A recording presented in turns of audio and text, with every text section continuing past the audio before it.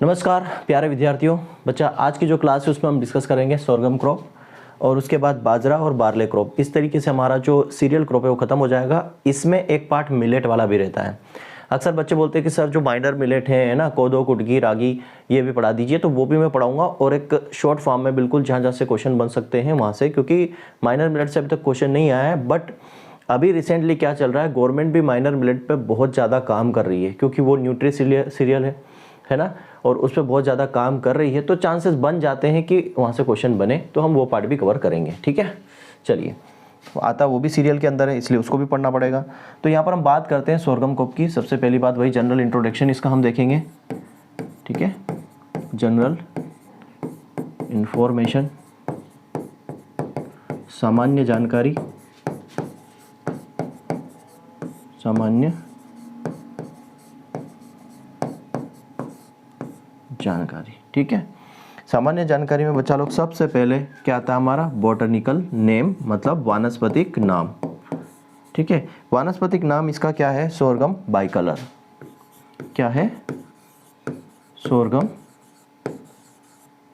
Bicolor.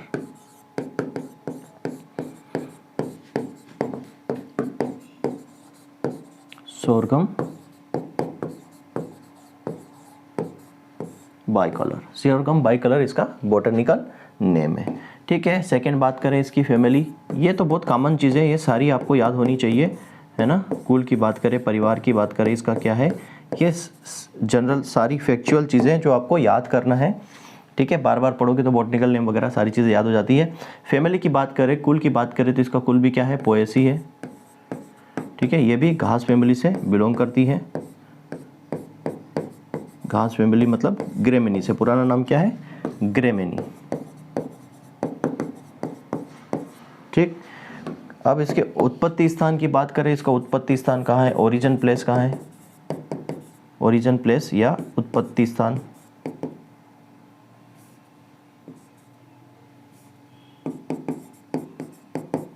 उत्पत्ति स्थान, इसका ओरिजिन प्लेस और उत्पत्ति स्थान की बात करें तो वो कहाँ पर है बच्चा लोग, तो ओरिजिन प्लेस इसका कहाँ पे, अफ्रीका में है। ठीक है, अफ्रीका है। अच्छा बच्चा लोग, कल मैंने मैच पढ़ाया तो किसी एक बच्चे का उसमें कमेंट भी था उसमें लाइव वाले सेक्शन में कि जो ओरिजिन प्लेस है मैच का वो साउथ अमेरिका है। बच्चा मेक्सिको जो है ना वो साउथ अमेरिका वाले पार्ट में ही आता है, तो चाहे आप मेक्सिको लिखो, साउथ अमेरिका लिखो, एक ही बात है। ठीक है, ओरिजिन प्लेस आप उसका मेक्सिको भी लिख सकते हो, साउथ अमेरिका भी लिख सकते हो, पर एक्चुअल में प्लेस जो है वो मेक्सिको ही है। पर देखो दो पार्ट होता है, एक नॉर्थ अमेरिका होता है, साउथ अमेरिका। तो मेक्सिको जो कंट्री ना वो साउथ अमेरिका में पड़ती है, इसलिए साउथ अमेरिका भी बोला जा सकता है। जैसे कि हम पोटैटो के अंदर में पेरू भी पढ़ते हैं और सेंट्रल अमेरिका भी पढ़ते हैं, मध्य अमेरिका भी पढ़ते हैं। तो चाहे पेरू लिखो या सेंट्रल अमेरिका लिखो, बात सेम है। क्यों, क्योंकि पेरू जो कंट्री है वो कहाँ पड़ती है, सेंट्रल अमेरिका में पड़ती है, इसलिए सेंट्रल अमेरिका बोल दिया जाता है। मेक्सिको जो है साउथ अमेरिका में पड़ती है, तो साउथ अमेरिका बोल दिया जाता है। ठीक है, अमेरिका दो तीन पार्ट में डिवाइड है, south America, north America, central America, इस तरीके से। तो चाहे मैं मेक्सिको बोलूँ या साउथ अमेरिका बोलूँ, दोनों सही है। अगर ऑप्शन में दो दिख जाए, मेक्सिको दिख जाए मेक्सिको लगाओ, साउथ अमेरिका दिख जाए साउथ अमेरिका लगाओ। ठीक है, अफ्रीका इसका ओरिजिन है। नंबर 4 की अगर हम बात करें, यहाँ पर आ जाएगा क्रोमोसोम नंबर, गुणसूत्र संख्या। ठीक है, इसकी गुणसूत्र संख्या क्या हो जाएगी बच्चा लोग, तो इसमें और मैच में सेम होती है, कितनी होती है, 2n=20। ठीक है, याद रखना 2n=20। ये मैच की और सोरगम की और बार्ले और इसकी, इनके क्रोमोसोम नंबर भी पूछे जाते हैं। तो ये हमारा क्या होगा, क्रोमोसोम नंबर, गुणसूत्र संख्या। और इसके बाद हम बात करें भाई सारी चीज़ें, फ्रूट टाइप क्या है इसका, कैरियोप्सिस है। ठीक है, इसका फ्रूट टाइप क्या होगा, फल प्रकार या बीज प्रकार। ठीक है, फल प्रकार बोलो या बीज प्रकार, क्योंकि हॉर्टिकल्चर में हम फल प्रकार बोलते हैं फ्रूट टाइप को, तो यहाँ पे हम बीज प्रकार बोल सकते हैं। सीड टाइप भी आ सकता है लिखा हुआ। ठीक है, चाहे फ्रूट टाइप लिखा हो या सीड टाइप, है ना, इसको सीड टाइप भी लिखा हुआ मिल सकता है आपको, seed type. Generally fruit type बीज प्रकार, बीज प्रकार। ठीक है, ऐसा भी लिखा हुआ मिल सकता है। तो इसका जो क्या होता है, मैंने सीरियल का बताया, सारे का सारा क्या होता है, कैरियोप्सिस। ठीक है, कैरियोप्सिस होता है सभी का। ठीक है, जितनी भी सीरियल क्रॉप है सबका फ्रूट टाइप या सीड टाइप क्या होता है, कैरियोप्सिस होता है। अब बात करते हैं इसके इन्फ्लोरेसेंस की, है ना। नंबर 6 इन्फ्लोरेसेंस क्या होता है इसमें? तो मैंने जब राइस पढ़ाया था तो बताया था 2 ही ऐसी क्रॉप है, सीरियल क्रॉप है, जिसमें जो है इसका जो इन्फ्लोरेसेंस है वो पेनिकल होता है। तो वो कौन सी 2 क्रॉप है? एक तो राइस हो गई और दूसरी हमारी कौन सी है? सोरगम। तो सोरगम का इन्फ्लोरेसेंस भी क्या होता है? पेनिकल होता है। क्या होता है? पेनिकल होता है। ठीक है, इन्फ्लोरेसेंस भी क्या होता है? पेनिकल होता है, और राइस का भी पेनिकल होता है। इन्फ्लोरेसेंस का मतलब बार बार मैं बता रहा हूँ, इन्फ्लोरेसेंस का मतलब होता है फूलों का अरेंजमेंट, मतलब फूल जो है किस प्रकार से क्रम में लगे हुए हैं वो उसमें इन्फ्लोरेसेंस पे या पुष्पक्रम में। पुष्पक्रम का मतलब ही हो रहा है ना फूलों का क्रम। पुष्पक्रम मतलब क्या? फूलों का क्रम। जो पूरा गुच्छा है ना, उस गुच्छे में फूलों का क्रम क्या है? Arrangement of flowers. फ्लावर का अरेंजमेंट क्या है? उसको हम बोलते हैं इन्फ्लोरेसेंस, और उसी क्या बोलते हैं हम? क्या होता है सोरगम के अंदर? पेनिकल होता है। क्लियर है? फोटोपीरियडिज्म किस तरीके का प्लांट है ये? अगर फोटोपीरियडिज्म की बात करें तो ये किस तरीके का प्लांट है? फोटोपीरियडिज्म या प्रकाश दीप्तिकालिता। प्रकाश दीप्तिकालिता के अनुसार ये किस प्रकार का प्लांट है बच्चा लोग? ये जो किस प्रकार का प्लांट है? अब सोरगम की सोइंग हम करते हैं जून जुलाई मतलब खरीफ में। खरीफ में मतलब ये शॉर्ट डे प्लांट है ना? शॉर्ट डे प्लांट है ये। शॉर्ट डे प्लांट मतलब लघु दिवस पौधा। कैसा पौधा है ये? लघु दिवस। मतलब इसको दिन में प्रकाश की लाइट 12 घंटे से कम चाहिए। जितनी भी खरीफ क्रॉप है सबकी सब शॉर्ट डे प्लांट होती है, बता चुका हूँ। और ये जो शॉर्ट डे प्लांट है, या मतलब ये जो फोटोपीरियडिज्म होता है, ये फ्लावरिंग स्टेज, फ्लावरिंग के अकॉर्डिंग देखा जाता है कि जब फ्लावरिंग आने वाली होती है, जब फसल में फ्लावर आते हैं, उस समय जो है हमें जो है क्या चाहिए? दिन का तापमान कम चाहिए, दिन का तापमान ज़्यादा चाहिए। तो फ्लावरिंग के बेसिस पर देखा जाता है। ठीक है, चलिए, ये तो है ही सही। साथ में क्या है? ये C4 प्लांट है। C4 प्लांट से अक्सर क्वेश्चन पूछा जाता है, और जनरली ज़्यादातर क्वेश्चन आपको मेज और गन्ना से मिलता है कि निम्न में से कौन सा जो है C4 पौधा है। तो ज़्यादातर ऑप्शन में आपको या तो मेज मिल जाएगा या शुगर केन मिल जाएगा, पर बाकी भी याद रखो सोरगम भी जो है C4 प्लांट है। बात करते हैं इसमें पॉलिनेशन किस टाइप से होता है। पॉलिनेशन की बात करें, परागण जो है किस प्रकार का होता है इसमें। ठीक है, तो ये देखो सोरगम जो है वो ओपन क्रॉस पॉलिनेशन है। ओपन क्रॉस पॉलिनेटेड क्रॉप है। ओपन क्रॉस पॉलिनेटेड क्रॉप है। ओपन क्रॉस का क्या मतलब है? ओपन का मतलब प्रायः, ऐसा हम बोल सकते हैं हिंदी में, प्रायः पर परागित फसल। प्रायः पर परागित फसल का मतलब होता है कि इसमें जो है लगभग आपको 5 से लेकर 30% तक क्रॉस पॉलिनेशन हो सकता है। ऐसा बोल सकते हैं 5 से लेकर 30% तक इसमें क्या होगा? क्रॉस पॉलिनेशन हो सकता है। ठीक है, 5 से लेकर 30%, और 5 से लेकर 30% क्रॉस पॉलिनेशन हो सकता है। प्रायः मतलब कभी कभार इसमें क्रॉस पॉलिनेशन। प्रायः का मतलब होता है ओपन, मतलब ऐसा नहीं बोल सकते कि हमेशा होगा। प्रायः मतलब जनरली इसमें आप देख सकते हो परपरागत, मतलब 5 से लेकर 30% क्रॉस पॉलिनेशन होता है। लगभग यहाँ पे 70% आप बोल सकते हो वो लगभग क्या होता है? यहाँ पर सेल्फ पॉलिनेशन होता है। मतलब जनरली ओपन क्रॉस पॉलिनेशन का मतलब ये है कि 5 से 30% क्या होगा? इसमें क्रॉस पॉलिनेशन होगा। ठीक है, पॉलिनेशन के बाद अगर हम बात करें इसमें प्रोटीन क्या है, इसका क्लाइमेट क्या है, सारी चीज़ें हमें देखना है। तो यहाँ पर हम बात करते हैं प्रोटीन कंटेंट की। प्रोटीन कंटेंट हम अलग से भी पढ़ चुके हैं। प्रोटीन परसेंट इसमें जो होता है भाई 10 से 12% आपको यहाँ पर प्रोटीन मिल जाएगा। क्लियर है? ये बेसिक चीज़ें हो गई। अब बात करते हैं इसके क्लाइमेट की। क्लाइमेट इसमें कैसा चाहिए? जलवायु। ठीक है, जलवायु किस प्रकार की इसे चाहिए? तो जलवायु की बात करें तो इसको भी क्या चाहिए? वार्म जलवायु चाहिए। ठीक है, क्या चाहिए? वार्म क्लाइमेट चाहिए। खरीफ सीजन की है मैच की तरह। ठीक है, मैच तीनों सीजन में होता है। तो इसको क्या चाहिए? गर्म जलवायु चाहिए। गर्म जलवायु अक्सर क्वेश्चन नहीं पूछा जाता है, पर हम बेसिक चीज़ें सारी देखेंगे। ठीक है, गर्म जलवायु चाहिए। फिर इसके लिए टेम्परेचर कितना क्या लगेगा? तापमान कितना लगेगा? तो तापमान की बात करें ना बच्चा, तो इसको जर्मिनेशन के समय, अंकुरण के समय, ठीक है, अंकुरण के समय इसमें टेम्परेचर कितना चाहिए, तो अंकुरण के समय जो इसमें टेम्परेचर चाहिए वो चाहिए 8 से 10 डिग्री सेल्सियस। मैं इसमें एक बता देता हूँ कि मिनिमम टेम्परेचर कितना चाहिए, ऑप्टिमम कितना चाहिए और मैक्सिमम टेम्परेचर कितना इसमें लगता है। ये मिनिमम, मैक्सिमम और ऑप्टिमम वाला केस है। तो इसमें मिनिमम 8 से 10, ठीक है, ऑप्टिमम चाहिए 32 से 35 डिग्री सेल्सियस और मैक्सिमम चाहिए 40 से 44 डिग्री सेल्सियस, ठीक है, ये डिग्री सेल्सियस। क्लियर। दूसरी चीज़ आती है यहाँ पर जर्मिनेशन का टाइम हो गया। जर्मिनेशन के बाद हमारा जो आता है वो आता है आपका फ्लावरिंग के समय, ठीक है। ये फ्लावरिंग के समय इसमें कितना टेम्परेचर चाहिए,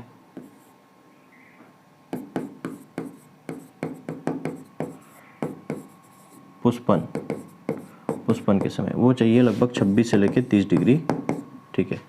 फ्लावरिंग बोलो या ग्रोथ लिखो, ग्रोथ स्टेज में, ग्रोथ वृद्धि के समय, ग्रोथ स्टेज में इसमें 26 से 30 डिग्री सेल्सियस टेम्परेचर चाहिए और 30 डिग्री से ज़्यादा टेम्परेचर नहीं होना चाहिए। ये वाला जो टेम्परेचर दिख रहा है ना, ये इसकी कैपेसिटी के बेसिस पे कि अंकुरण जो है 8 डिग्री टेम्परेचर भी रहा तो अंकुरण हो जाएगा। ऑप्टिमम जो है 32 से 35 पे इसकी ग्रोथ अच्छी खासी होती है। मैक्सिमम मतलब 40 डिग्री टेम्परेचर भी ये टॉलरेट कर पाता है, ठीक। ये तो टेम्परेचर और क्लाइमेट की बात हो गई। अब हम बात करते हैं सॉइल की। मृदा इसको कैसी चाहिए, तो मृदा इसके लिए चाहिए क्ले लोम सॉइल। कौन सी लोम सॉइल चाहिए इसको, क्ले लोम, चिकनी दोमट मृदा, चिकनी दोमट मृदा इसको चाहिए, क्ले लोम सॉइल इसके लिए चाहिए। सॉइल का पीएच कितना होना चाहिए, तो सॉइल का पीएच लगभग 6 से लेकर 8.5 पीएच पर ये बढ़िया ग्रो करती है, ठीक है।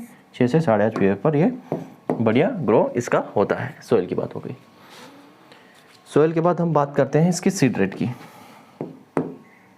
नेक्स्ट जो पॉइंट है हमारा सीड रेट, बीज दर। तो इसकी सीड रेट जो है कितनी चाहिए, सीड रेट इसमें चाहिए हमें कितनी, 12 से 15 kg पर हेक्टेयर। अब ऑप्शन पे जाना पड़ेगा, कहीं कहीं आपको 10 से 15 भी दिया रहता है, 10 से 12 भी दिया रहता है, 10 से 12 भी कहीं कहीं बुकों में दिया हुआ है। लेकिन ज़्यादातर हमने ये जो डाटा लिए हैं ना बच्चा लोग, ये छिद्दा सिंह वाली बुक से लिए हैं, जो छिद्दा सिंह में जो दिया है डाटा है ना, जो टेक्स्ट बुक है। तो ऑप्शंस भी देखना पड़ेगा, अगर 10 से 15 है या 12 से 15 है या 10 से 12 है। अगर ऑप्शन में 10 से 12 है और फिर 15 से 20 है, मान लो ऑप्शन में 10 से 12 दिया है और फिर दे दिया 15 से 20, तो फिर 10 से 12 लगाओ, है ना, फिर 10 से 12 लगाओ। ऑप्शन आपको दे दिया 12 से 15, वो 10 से 15 ऐसा तो नहीं देगा, 12 से 15 दे दिया तो 12 से 15 लगाओ। 12 से 15 ऑप्शन में नहीं है, 10 से 15 ऑप्शन में, तो 10 से 12 लगाओ। वो आपके स्व विवेक पर है कि क्योंकि एग्जैक्ट तो यही डाटा एग्जाम में पूछा नहीं जाता, सीट में भी थोड़ा बहुत आगे पीछे वो कर देते हैं, है ना। तो हमें वहाँ पर अपना थोड़ा सा स्व विवेक यूज़ करना है और आंसर लगाना है। फोडर के लिए बात करें तो फोडर के लिए कितना चाहिए, फोडर के लिए सीड रेट है ना, चारे के लिए कितना चाहिए, तो 40 से 50 kg पर हेक्टेयर, ठीक है। 40 से 50 kg पर हेक्टेयर जो है पशुओं के लिए, चारे के लिए यहाँ पर चाहिए। लेकिन अब यहाँ पर कंडीशन है वो उसको मैं बताऊँगा, चारे के लिए कब इसको हार्वेस्ट करते हैं कब नहीं करते, उसके लिए हमें ये चीज़ ध्यान रखना है। सीड रेट लिखिए यहाँ पर, तो प्लांट पॉपुलेशन भी यहीं लिख लो, ठीक है। प्लांट पॉपुलेशन इसमें कितनी लगेगी, पौध संख्या, प्लांट पॉपुलेशन मतलब पौध संख्या इसमें लगती है 1,85,000 आप लिख सकते हो प्लांट पर हेक्टेयर। लगभग 1.25 लाख प्लांट यहाँ पर 1 हेक्टेयर के अंदर आ जाना चाहिए, ठीक है। 1,85,000, 1.25 लाख मतलब आप लिख सकते हो कि 1.5 से 2 लाख प्लांट पॉपुलेशन यहाँ पर चाहिए, 1.5 से 2 लाख प्लांट पॉपुलेशन रिक्वायर्ड होती है, ठीक। चलिए उसके बाद हम बात करते हैं इसके सोइंग टाइम की। सोइंग टाइम,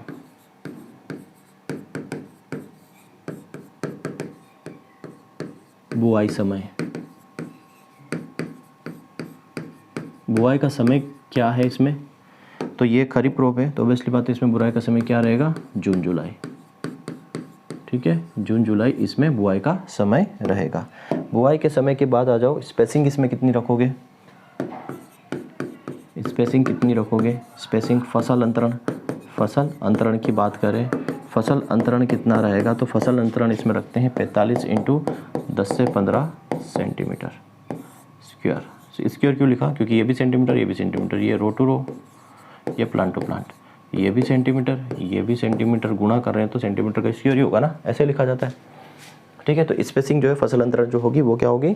45 इंटू 10 से 15 यहाँ पर रखेंगे। थोड़ा बहुत इरिगेशन भी देख लो, इसमें इरिगेशन क्या होता है, इरिगेशन कैसे क्या रखते हैं। इरिगेशन मतलब सिंचाई की बात कर रहे हैं, है ना, इरिगेशन मैनेजमेंट की। तो इसमें वाटर रिक्वायरमेंट की बात करूँ मैं, जल मांग की, तो इसमें जल मांग कितनी होती है बच्चा लोग? तो इसमें जो जल मांग होती है वो लगभग 350 mm के आसपास होती है, मतलब बहुत कम जल मांग है इसकी। सबसे कम जल मांग बाजरा की है सीरियल में, लगभग 250 mm से 350 mm के आसपास होती है। तो इसकी जल मांग कितनी है? 350 mm, मतलब हम ये कह सकते हैं ये क्या है? ड्रॉट टॉलरेंट क्रॉप है। ठीक है, सूखा सहनशील, सूखा सहनशील फसल है, इसलिए इसको क्या बोला जाता है? केमल क्रॉप बोला जाता है। ठीक है, केमल क्रॉप बोला जाता है। आप सर बोलोगे कि सर बाजरा सबसे ज़्यादा सहनशील है, हाईएस्ट ड्रॉट टॉलरेंट क्रॉप है अमंग द सीरियल्स, तो यहाँ पर जो है ये सोरगम को ही बोला जाता है, क्योंकि सीरियल्स के अंदर इसके अंदर जो है ड्रॉट को टॉलरेंट करने की क्षमता अच्छी खासी होती है, इसलिए इसको केमल क्रॉप बोला जाता है सोरगम को। और बाजरा जो है उसको हम जनरली कहाँ रख देते हैं? मिलेट्स के अंदर रख देते हैं, इस वजह से यहाँ पर सोरगम को बोला गया है कि ये केमल क्रॉप है। बाकी बाजरा जो है वो सबसे ज़्यादा ड्रॉट टॉलरेंट क्रॉप है अमंग द सीरियल, उसकी जल मांग बहुत कम होती है, 250 से 350 mm के आसपास होती है। तो यहाँ पर ये ड्रॉट टॉलरेंट सूखा सहन करता है, सीरियल क्रॉप्स के बीच में सबसे ज़्यादा, मतलब सबसे ज़्यादा तो नहीं पर ये सूखा सहन करता है, मतलब सूखे वाली कंडीशन में भी आसानी से ये फसल में प्रोडक्शन दे सकता है सोरगम, इसलिए इसको केमल क्रॉप बोला जाता है। जनरली सोरगम आप देखो कि राजस्थान के अंदर ज़्यादा होती है, उस पर्पज़ से इसको केमल बोला जाता है। ठीक है, सोरगम आप देखोगे सबसे ज़्यादा कहाँ होती है? राजस्थान के अंदर होती है, तो उस पर्पज़ से भी यहाँ पर इसको केमल क्रॉप बोल सकते हैं, क्योंकि राजस्थान एकदम से ड्राई एरिया है, 50% ड्राई एरिया है, 50% में इरिगेशन होता है। तो जल मांग क्रिटिकल स्टेज की बात करें, क्रिटिकल स्टेज क्रांतिक अवस्था क्या है? ठीक है, इसकी क्रांतिक अवस्था मतलब पानी किस समय देना बहुत ज़रूरी है? तो पानी देना ज़रूरी है इसकी क्या? फ्लावरिंग और ग्रेन फिलिंग के समय। किस समय देना ज़रूरी है? फ्लावरिंग और ग्रेन फिलिंग के समय, दो स्टेज है ना, फ्लावरिंग और ग्रेन फिलिंग के समय यहाँ पर देना है, मतलब फूल आते समय और दाना भरते समय देना ज़रूरी है। क्लियर है? तो यहाँ पर ये वीट कैसे कंट्रोल करोगे? तो इसमें जो है मोस्टली जो वीडिसाइड या वीट कंट्रोल की बात मैं करूँ, खरपतवार नियंत्रण की बात करूँ, तो यहाँ पर एक वीडिसाइड यूज़ किया जाता है जिसका नाम है एट्राजिन, याद रखना। तो मोस्टली यूज़ हर्बिसाइड जो है इसमें मोस्टली जो है एट्राजिन का इस्तेमाल किया जाता है। ठीक, एट्राजिन का याद देखो, इसमें भी एट्राजिन है, बाजरा में भी एट्राजिन मिलेगा आपको, और मेज में भी एट्राजिन और सिमाजिन मिलेगा। तो ऐसी क्रॉपों में एट्राजिन और सिमाजिन का इस्तेमाल किया जाता है। हार्वेस्टिंग और बात करें, हार्वेस्टिंग एंड स्टोरेज की बात करें, हार्वेस्टिंग और स्टोरेज, कटाई और भंडारण। कटाई और भंडारण की बात करें तो कटाई के समय जो मॉइस्चर होना चाहिए, नमी होनी चाहिए, वो कितनी होनी चाहिए, तब हम हार्वेस्ट करेंगे। भाई हार्वेस्ट करने के लिए हम क्या देखते हैं? नमी देखते हैं कि कितना % नमी हो, तब हमें हार्वेस्ट कर लेना चाहिए। और भंडारित करने समय भी हम क्या देखते हैं? मॉइस्चर देखते हैं, नमी देखते हैं, कितना % नमी है, तब हम इसको आसानी से भंडारित कर सकते हैं, ताकि उसमें फंगस वगैरह या कोई इशू ना आए। तो हार्वेस्टिंग के समय इसमें लगभग 21 से 24 डिग्री सेल्सियस 21 से 24% क्या होना चाहिए? मॉइस्चर होना चाहिए। और स्टोरेज के टाइम पे 12% के आसपास मॉइस्चर होना चाहिए। क्लियर है? इतनी बात क्लियर है आप लोगों को? अब हम बात करेंगे यहाँ पर वेराइटीज़ की। ठीक है, वेराइटीज़ मतलब किस्में। ठीक, किस्मों की बात करते हैं। तो सबसे पहले बात करें first hybrid variety, first hybrid sorghum, पहली संकर ज्वार किस्म कौन सी है? तो वो है CSH1। कौन सी है? CSH1। कब डेवलप की गई है? 1965 में। ठीक है, 1965 में इसको डेवलप किया गया है। ये फर्स्ट सोरगम वेराइटी है। ठीक है, दूसरी हम बात करें ड्यूअल पर्पज। ड्यूअल पर्पज, ठीक, द्विउद्देशीय किस्म। द्विउद्देशीय का मतलब है कि आप इसमें ग्रेन पर्पज से और फोडर पर्पज से, चारा पर्पज दोनों के लिए यूज़ करते हैं। ठीक है, ग्रेन मतलब अनाज के लिए भी यूज़ कर रहे हो और पशुओं को खिलाने के लिए भी यूज़ कर रहे हो। ड्यूअल पर्पज, ड्यूअल पर्पज में एक होती है आपकी, दो होती है। ड्यूअल पर्पज में आपका आ जाएगा, एक तो आ जाएगा CSV 15 और CSH13। तो ये CSH13 जो है ये है हाइब्रिड, याद रखना। ये ड्यूअल पर्पज में कौन सी है? हाइब्रिड है, संकर है। क्लियर है? ये CSV 15 ड्यूअल पर्पज है नॉर्मल, और CSH जो है ये 13 ये ड्यूअल पर्पज तो है लेकिन क्या है? हाइब्रिड है। क्लियर? इतनी बात समझ में आ गई। उसके बाद हम कर रहे हैं मल्टी कट, है ना, multi cut variety. Multi cut मतलब बार बार कटाई वाली। ठीक है, बार बार कटाई वाली किस्म। तो बार बार कटाई वाली आपको मिलेगी एक तो पूसा चरी। कौन सी मिलेगी? पूसा चरी, पूसा चरी। दूसरी आपको मिलेगी यहाँ पर SSG 459। ठीक है, SSG 59 मिलेगी आपको मल्टी कट वेराइटी, SSG 59। ये दो वैरायटी मिलेगी, SSG 59 multi cut variety. Clear है?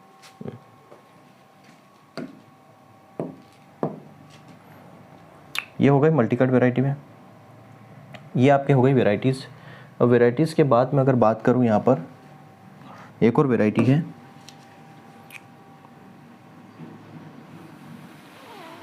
हाँ, ड्रॉट और salinity tolerant variety. Drought and salinity tolerant variety, सूखा और लवणता सहनशील, सूखा एवं लवणता सहनशील किस्म। तो सूखा और लवणता सहनशील किस्म है CSH9। ठीक है, ये ड्रॉट और सैलिनिटी मतलब सूखे और लवणता मतलब जो सैलिनिटी होती है उसको आसानी से ये सहन कर लेती है। ठीक है, इतनी बात आपकी यहाँ पर क्लियर होती है। अब एक कंडीशन यहाँ पे आती है, एक वैरायटी है सिरसा 20। सिरसा 20 नाम क्या है? सिरसा 20। ये जो वैरायटी है इसमें HCN acid, HCN content, acid content not found, नहीं पाया जाता, नॉट फाउंड। ठीक है, HCN कंटेंट हाइड्रोसाइनिक एसिड जो है नहीं पाया जाता, याद रखना, HCN कंटेंट नहीं पाया जाता। अब इसके बारे में अलग से बात करूंगा, HCN का पूरा मैटर क्या है सोरगम के अंदर। दूसरी जो बात करते हैं इसमें हम मेल स्टेरिलिटी वेराइटी।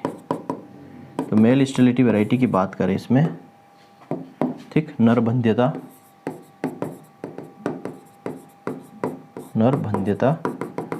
किस्म।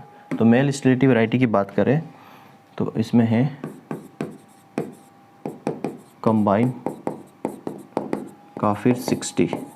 ठीक है, कंबाइन काफिर 60 जो है मेल स्टेलाइन वेराइटी है। क्लियर? और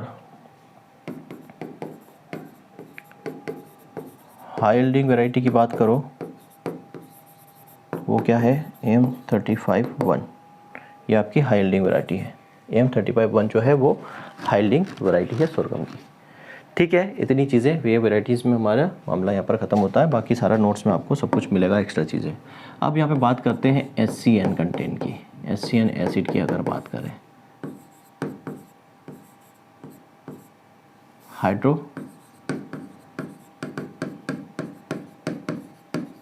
हाइड्रोसाइनिक अम्ल। ठीक है, हाइड्रोसाइनिक अम्ल की बात करें, देखो हम सोरगम को दो पर्पज़ के लिए यूज़ करते हैं, अनाज के लिए भी यूज़ करते हैं और फोडर चारे के लिए भी यूज़ करते हैं। तो होता क्या है, ये HCN कंटेंट है, तो सोरगम की जो रूट होती है, सोरगम की रूट में ये SCN कंटेंट का क्या होता है, SCN कंटेंट प्रोड्यूस होता है। देखो ये SCN कंटेंट, ये SCN जो है कंटेंट कहाँ पे, रूट में प्रोड्यूस होता है, ठीक है, सोरगम रूट में, प्रोड्यूस्ड इन सोरगम रूट्स, ठीक है। ज्वार की जड़ों में ये उत्पादित होता है, उत्पन्न होता है, या इसका उत्पादन होता है। तो जो SCN कंटेंट का है इसका उत्पादन का होता है ज्वार की जड़ों में, ठीक है। SCN कंटेंट का उत्पादन हो गया। अब ये कहाँ पर होता है, ट्रांसफ़र होता है, स्थानांतरित होता है। ये ट्रांसफ़र इतना तो आप समझते हो। स्थानांतरित कहाँ होता है, ये स्थानांतरित हो जाता है लीव्स में, पत्तियों में जाकर, ठीक है। ट्रांसफ़र होता है और ये पत्तियों में जाकर कहाँ ट्रांसफ़र चला जाता है, लीफ में, पत्ती में ट्रांसफ़र हो जाता है। और यहाँ पर ये कन्वर्ट होता है, ठीक है, यहाँ पर ये कन्वर्ट हो जाता है SCN में, या बोल सकते हैं धुरीन एसिड में, धुरीन या प्रोसिक एसिड में, धुरीन अम्ल या प्रोसिक एसिड में ये कन्वर्ट हो जाता है।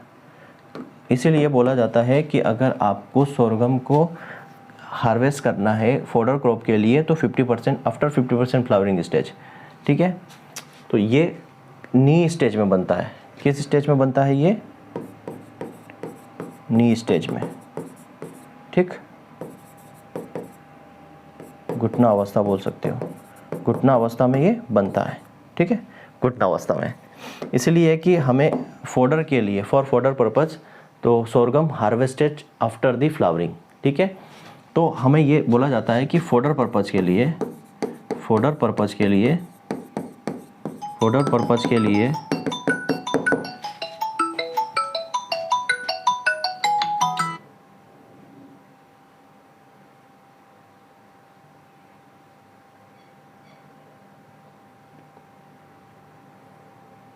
ठीक है, फॉडर पर्पज के लिए जो है सोरगम को हार्वेस्ट कब करेंगे, सोरगम को आफ्टर फ्लावरिंग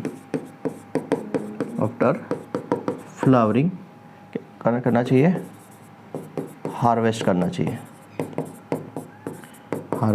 चाहिए, या 50% फ्लावरिंग के बाद या घुटना अवस्था के बाद क्या करना चाहिए, हार्वेस्ट करना चाहिए, ठीक है।